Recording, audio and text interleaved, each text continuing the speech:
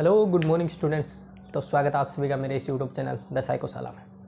जैसा कि अपन सेकेंडरी की क्लासेस पढ़ रहे थे, अपन अपना नेक्स्ट टॉपिक ग्रीफ के बारे में डिस्कस करेंगे। एग्जाम में मोस्टली ग्रीफ पे शॉर्ट नोट्स के रूप में कोई ना कोई क्वेश्चन पूछा जाता है। ग्रीफ के बारे में कभी प्रिंसिपल पूछ लिए जाते हैं, कभी नर्सिंग के ड्यूरिंग ग्रीविंग प्रोसेस पूछ लिया जाता है, या इसके स्टेजेस के बारे में पूछ लिया जाता है। अब ग्रीफ क्या होता है? ग्रीफ होता है एक subjective state of emotional, physical and social response. क्या? एक सब्जेक्टिव स्टेट होती है physical, emotional and social response की, जो किसी एंटिटी या किसी चीज़ के लॉस के कारण जनरेट होती है। अब आता है इसकी definition. Set of cognitive, emotional and social difficulties, यानी जो cognitive, emotional and social difficulties होती है उनका एक सेटअप होता है, और वो सेटअप किसी चीज़ के लॉस के कारण, या मतलब लव्ड वंस की डेथ के कारण या जॉब लॉस के कारण, किसी ऐसी चीज़ों की वजह से वो जनरेट हो रहा है, वो ग्रीफ कहलाता है। अब इस मॉर्निंग एंड ब्रीवमेंट, मॉर्निंग और ब्रीवमेंट वैसे तो दोनों एक ही चीज़ होती है, लेकिन इनमें थोड़ा सा माइन्यूट सा डिफरेंस होता है। वो यही होता है कि मॉर्निंग है वो एक प्रोसेस होता है, और ब्रीवमेंट होता है एक टाइम पीरियड होता है।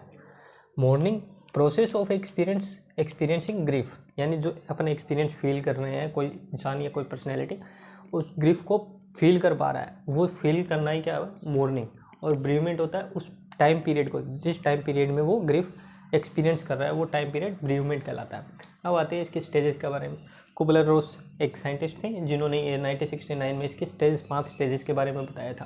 उन्होंने ये बताया कि कोई भी इंसान ग्रीफ को जब एक्सपीरियंस करता है तो उसमें 5 स्टेजेस आती है। अब वो 5 स्टेजेस कौन कौन सी थी? Denial, anger, bargaining, depression and acceptance. अब इसको अपन ट्रिक से याद कर सकते हैं, डाबड़ा, DABDA। डी मतलब denial, A anger, B bargaining, D depression, A acceptance. इन्होंने ये बताया कि डिनाइल यानी फर्स्ट स्टेज जो होती है ग्रीफ की, उसमें ये होता है कि पर्सनैलिटी को जैसे कोई ग्रीफ आता है, कोई ऐसी कंडीशन जनरेट होती है जिसकी वजह से ग्रीफ हो सकता है, किसी लव्ड वन की डेथ हो गई या कुछ जॉब लॉस हो गया, तो वो इस चीज़ को सबसे पहले डिनाइल करता है, यानी उस चीज़ को मानता नहीं है कि ये चीज़ भी हो सकती है। अगर किसी लव्ड वन की डेथ हो गई तो इंसान ये बोलता है कि नहीं, ऐसा नहीं हो सकता, वो नहीं मर सकते, या मतलब ऐसी चीज़ है। दूसरा आता है एंगर। एंगर यानी वो उस चीज़ को, उस ग्रीफ को लेके एंगर खुद गुस्सा प्रकट करता है, खुद एंगर को शो ऑफ करता है। तीसरा आता है फिर बार्गेनिंग। उस चीज़ को लेके वो ये बार्गेनिंग करता है अपने लव्ड वंस के सामने या अपने भगवान के सामने, वो चीज़ें बार्गेन करता है कि मैं दोबारा ऐसा नहीं करूँगा, लेकिन आप इस चीज़ को सही कर दो। वो चीज़ें आती हैं बार्गेनिंग में। फिर आता है 4th number phase, depression. Bargaining के बाद उस चीज़ को रियलाइज़ होने लगता है कि नहीं, ये चीज़ हो चुकी है, तो वो धीरे धीरे डिप्रेशन की कंडीशन में उस चीज़ को अंदर ही अंदर सोचता है, ओवर थिंक करता है और डिप्रेशन की कंडीशन में जाने लगता है। और आखिरी होती है 5वीं, एक्सेप्टेंस, यानी वो जो चीज़ उसके साथ हुआ है, जो घटना हुई है, ग्रीफ जो हो रहा है, उस चीज़ को एक्सेप्ट करता है और धीरे धीरे उस एक्सेप्टेंस को कबूल करता है। फिर आता है according to Bowlby, process of grief. एक और साइंटिस्ट भी थे बॉल्बी, जिन्होंने ग्रीफ की प्रोसेस को बताया था। अब इन्होंने बताया, क्या बताया कि जैसे ही ग्रीफ आता है तो सबसे पहले पर्सन शॉक और नमनेस की कंडीशन में जाता है। एकदम से सुनने के बाद उसको लगता है कि नहीं, ऐसा नहीं हो सकता।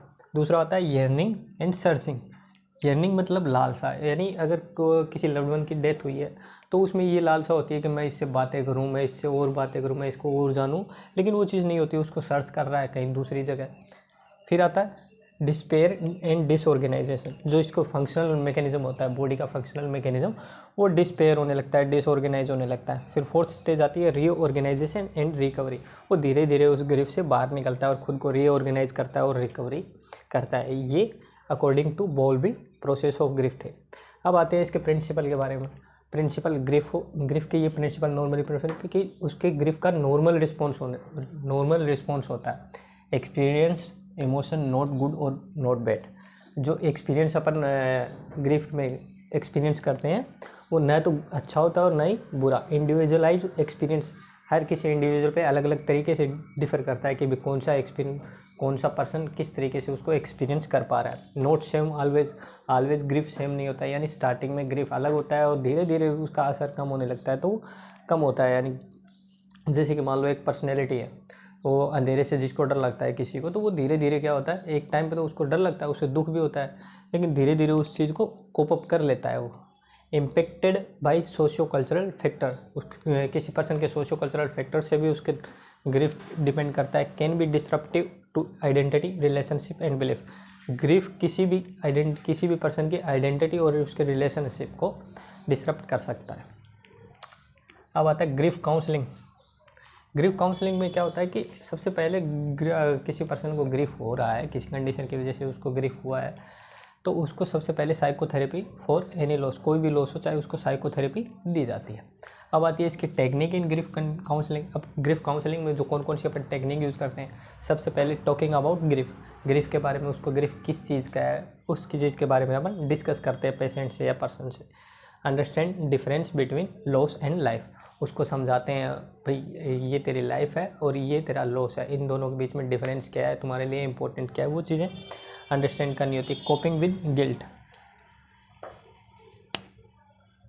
यानी जो भी चीज़ ग्रीफ जिस भी कंडीशन की वजह से हो रहा है, जो भी उसको गिल्ट है उसको कोप करना बताते हैं, भाई उसको इस तरीके से कोप करना है डिफेंस मैकेनिज्म के through. Taking care of unfinished work, जो भी उसके अनफिनिश्ड वर्क है, जो अनफिनिश्ड बिजनेस है, उन चीज़ों को अपन टेकिंग केयर करते हैं, उनको आगे कंटिन्यू रखने की हिदायत देते हैं सामने वाले को। फिर आता है nursing care during grieving process, यानी जो ग्रीविंग प्रोसेस है उसके ड्यूरिंग नर्सिंग केयर क्या क्या करनी चाहिए, एक नर्स को क्या क्या केयर करनी चाहिए। Alert for risk of suicidal behaviour, अगर किसी पर्सन को ग्रीफ है तो वो सुसाइडल थॉट उसमें जनरली आते हैं, डिप्रेशन की कंडीशन होती है तो उसमें रिस्क होता है कि वो सुसाइड कर सकता है, उसको मैनेज करना होता है। अब सुसाइड करने में इंस्टीट्यूट प्रिकॉशन सुसाइडल बिहेवियर, उसमें जैसे कि मान लो एक किसी रूम में रह रहा है तो 24/7 उसकी निगरानी रखनी चाहिए, उसके आसपास कोई शार्प ऑब्जेक्ट वगैरह ना हो, रस्सियाँ वगैरह ना हो, ताकि वो सुसाइड नहीं कर सके। मतलब मेन चीज़ ये है कि अपने को जो सुसाइडल रिस्क है जितने भी हैं उनको उसको बचाने की कोशिश करनी है। Communicate with client and family, उसकी फैमिली और क्लाइंट से अपने को कम्युनिकेट करना है अच्छे से। क्या पता भाई उसको बातें, कोई उसके पास ऐसा ना हो जिससे वो बात कर सके, अपने दुख जाहिर कर सके। ऐसा भी हो सकता है कि वो उस चीज़ की वजह से डिप्रेशन में जा रहा हो, उस चीज़ की वजह से ग्रीफ हो रहा हो, तो पेशेंट से कम्युनिकेट करना चाहिए पोलाइटली रूप से। एक्टिवली लिसनिंग, पेशेंट को एक्टिव लिसनिंग से सुनना है कि भाई उसको ध्यान से सुनना है, ऐसा नहीं हो कि भाई हाँ वो बता रहा है और अपन कुछ भी बोल रहे हैं, नहीं, उसको एक्टिव लिसनिंग करनी है। कंसाइडर क्लाइंट रिलीजन, उसके रिलीजन के बारे में, उसके बिलीफ के बारे में और उसकी स्पिरिचुअलिटी, वो किन चीज़ों में विश्वास करता है, इस चीज़ का भी अपने को ध्यान रखना है ताकि उसको गुस्सा ना आए, मतलब वो चीज़ें, उसको ग्रीफ ज़्यादा ना हो, वो ये अकेलापन महसूस ना करे। उसको ये समझाना है कि वो सिर्फ अकेला नहीं है इस चीज़ से गुजरने वाला, और भी बहुत से लोग हैं उसके जैसे। मतलब उसको अपने को ये समझाना है कि वो अकेला नहीं है। एनकरेज टू एक्सप्रेस फीलिंग, उसकी फीलिंग्स को एक्सप्रेस करने के लिए उसको एनकरेज करना है। गिव क्लाइंट हॉनेस्ट प्रेज, यानी पेशेंट को उसको हॉनेस्ट प्रेज देना है, उसको जो भी वो चीज़ कर रहा है, जो भी वो कैपेबल है, उन चीज़ों के लिए उसको हॉनेस्ट रिप्लाई करना है कि भाई हाँ आप इसमें कैपेबल हो, आप ये कर सकते हो, तो इसमें आप बढ़िया करो। अब ये था अपना ग्रीफ छोटा, इसके नोट्स में आपको डिस्क्रिप्शन बॉक्स में या टेलीग्राम चैनल पे प्रोवाइड कर दूँ, तो आप बने रहिए मेरे साथ इसी साथ यूट्यूब चैनल पे। Thank you.